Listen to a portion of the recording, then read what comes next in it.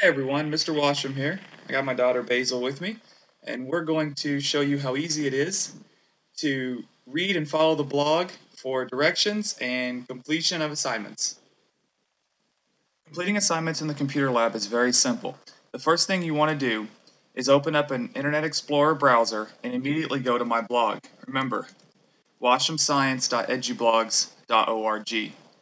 Once you're on my blog, I'll always have the directions posted for you at the top. It will always be the top post. Older posts always fall below it. So whenever you look at the first post from yesterday, it says first blog, observations versus inferences. I immediately tell you what to do. All you have to do is read the directions.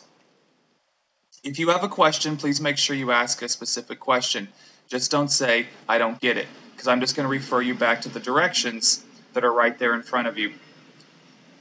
Using yesterday's computer lab assignment as an example, when you read the blog, it tells you that you need to click on the blue link below. Click on the blue link below that says Observations and Inferences blog. When I click on that, it's going to pop up a box that says Open, and it opens up this PowerPoint for you. Once the PowerPoint opens, all I wanted you to do was read the slides. So it's talking about observations versus inferences. It gives you some information about observations as a reminder, about inferences as a reminder, and then it asks you to look at this picture. It then asks you several questions about the picture, just testing your observation skills. It shows you the picture again, and then it gave you the answers, and it showed you the picture one more time so you could begin look at it. Then you came to the last slide, which said blog assignment. I told you to look at this picture. In your blog, describe the difference between an observation, inference, and prediction. Make 4 observations about this photo, 2 of each kind. Remember, there's 2 kinds, quantitative and qualitative. Make 1 inference, 1 prediction, and all answers should be typed in your blog. Now, this is telling you what you actually need to do. So now what you need to do is you go back to the directions, and right here on the directions, it says to access your blog, click here if you're in second hour, click here if you're in fourth hour. Whenever you do that, it opens up a new window, second hour, where I can find my name, click on my name, Charles Cook,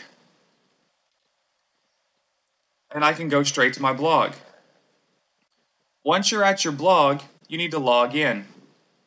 Log in is in the upper left-hand corner.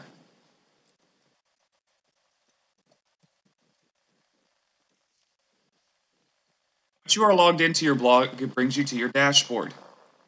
After you log into your blog, you will see the plus new option at the top of the screen. Choose new post. I even inserted a picture that showed plus new post.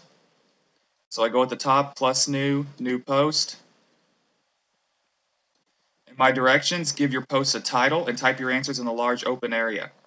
So right here, you can give your post a title. I would call it Observations and Inferences, because that was the topic for the lesson. Down here is where you would type the answers about the picture.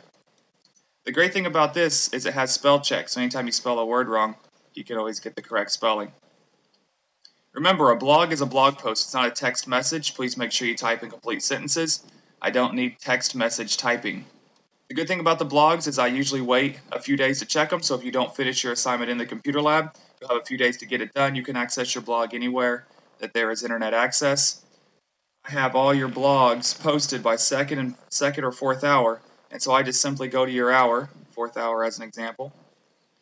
I find your name, Allie Easter, and I can read what you wrote about observations and inferences. So there you have it. That's how easy it is to use the blog. So easy, a 12-week-old could do it, and possibly an 8th grader too. Yeah, yeah, yeah, yeah!